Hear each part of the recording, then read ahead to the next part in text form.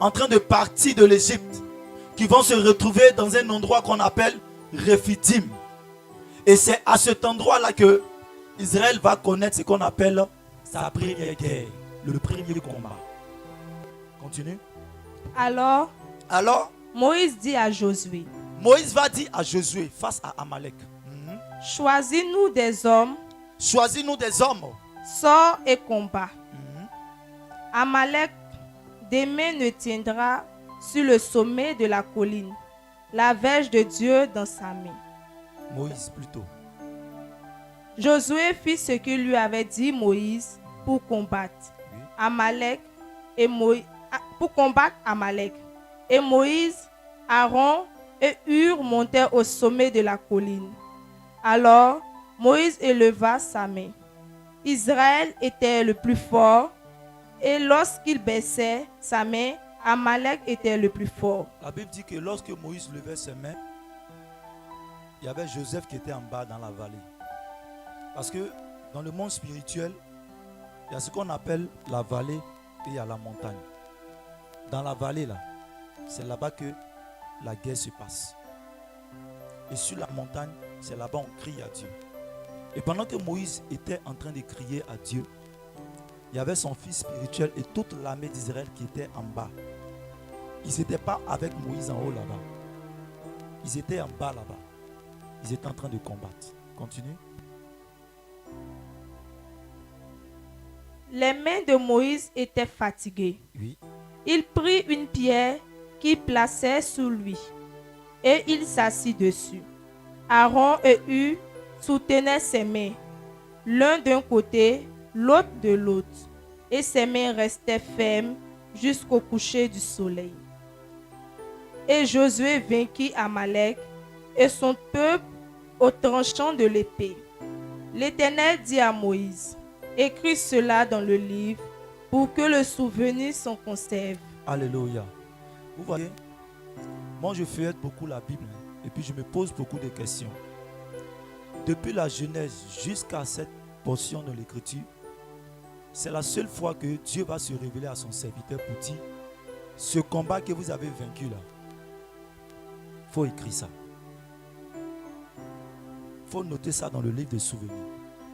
Quand Dieu se révèle à son serviteur pour dire ce combat là, il faut écrire, il faut noter. C'est parce qu'il y a un enseignement à tirer de ce combat.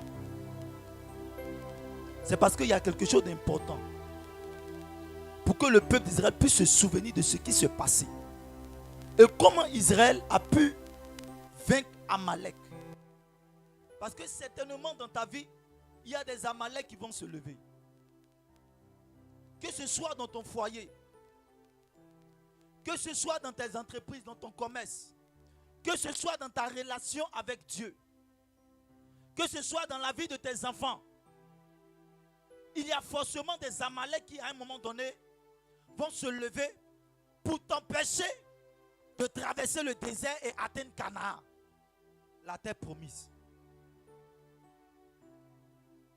Il y aura toujours des Amalek qui vont se lever.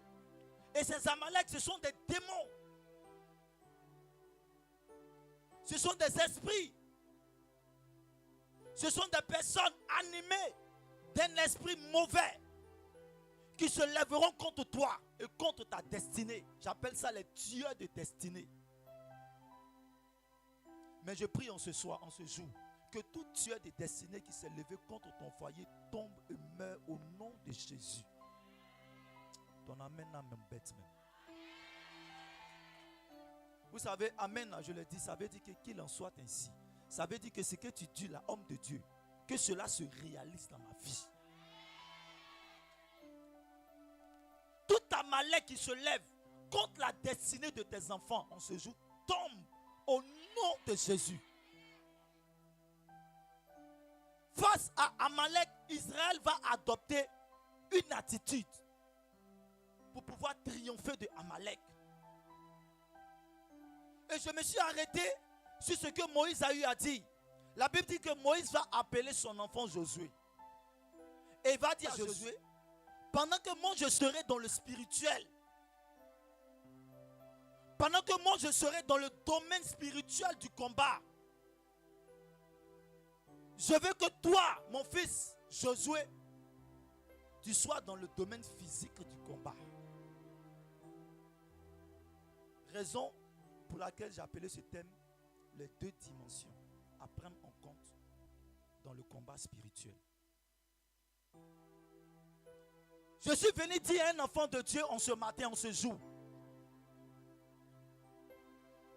que le combat que tu auras à mener pour la stabilité de ton foyer sera un combat dans 2 dimensions. Dans la dimension spirituelle et dans la dimension physique. Quand j'ai prêché là-dessus, je n'ai pas fini ça en communauté à la fraternité Marie-Reine. Ça riait seulement. Je viens, il faut bien t'asseoir. Assois-toi bien, on se dit un peu les vérités ce matin. Alléluia. Le problème de ta vie sentimentale, les difficultés que tu rencontres dans ta vie sentimentale, le combat que tu auras à mener pour pouvoir triompher de ta vie sentimentale, ce combat-là réside dans 2 dimensions. Dans la dimension spirituelle, mais également dans la dimension physique. Si tu négliges la dimension spirituelle du combat, ça sera difficile pour toi de triompher. Mais si tu te concentres seulement sur la dimension spirituelle, que tu négliges la dimension physique du combat, également ça sera très compliqué. Et généralement, le diable nous fait croire que le combat que nous avons à mener se mène seulement dans le domaine spirituel. Les gens sont mal enseignés et pensent seulement que le combat que tu auras à mener, c'est seulement dans les temps de prière. Non! Le combat, c'est à 2 niveaux. La preuve en est que nous avons été créés esprit. Mais Dieu sait que nous sommes sur la terre. Donc sur la terre, là, il y a la dimension physique, la dimension matérielle qu'on peut toucher. Voilà pourquoi il ne va pas te créer seulement spirituel. Il va façonner à partir de la terre le corps physique de l'homme. Pour dire à l'homme que toi-même, tu évolues dans 2 dimensions. Tu es une personne en 2 dimensions. La dimension spirituelle et la dimension physique.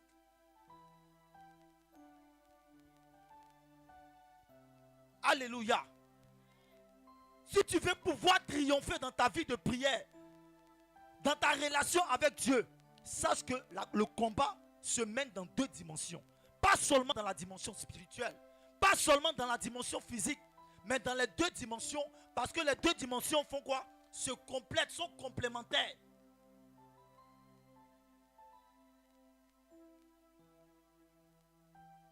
Ah, ça ne va pas, Seigneur. Jusqu'à quand mon mariage? Jusqu'à quand mon mariage? Seigneur, les hommes rentrent et sortent de ma vie. Les femmes rentrent et sortent de ma vie. Écoute-moi. Je suis venu te dire que le combat que tu as mené dans ta vie sentimentale, c'est dans 2 niveaux. C'est dans 2 dimensions. Si tu penses que c'est à cause de ta beauté que tu vas rentrer dans le mariage, il faut venir me voir. Je vais t'expliquer beaucoup de choses, beaucoup de réalités spirituelles que tu ne comprends pas.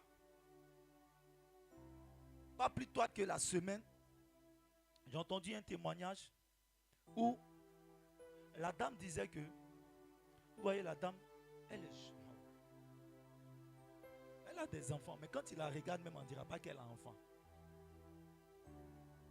Mais sa vie sentimentale, là, ça va en dents des vies. Garçon rentre, il sort, rentre, il sort. À telle enseigne qu'elle est fatiguée. Elle demande à Dieu, attends, je vis un enfer. Mais quand tu regardes la fille, la dame, tu sais que, qu'on pouvait dire, mon berger, il dit, c'est une femme mariable. Quand tu regardes, elle est jolie. Mais un jour, sa maman est venue lui dire, parce que sa maman était dans la confrérie de la sorcellerie. Et au cours d'une prière, elle s'est confessée. Elle a dit, voilà, je reconnais que j'ai rendu ton visage comme garçon dans le spirituel. Si tu ne comprends pas des choses, viens me voir, il y a t'expliquer. Est-ce que normalement, est-ce que de façon naturelle, même les animaux savent que c'est femelle et puis mâle qui vont ensemble. Donc si dans le spirituel, ton visage a été transformé en un garçon, alors c'est impossible que ton mariage soit scellé dans le spirituel. Or, c'est toujours le spirituel qui prédomine sur l'inférieur. Donc si dans le spirituel, tu ne prends pas à cœur ta vie sentimentale, tu vas te retrouver en train d'aller de garçon en garçon, de femme en femme. Pourquoi? Parce que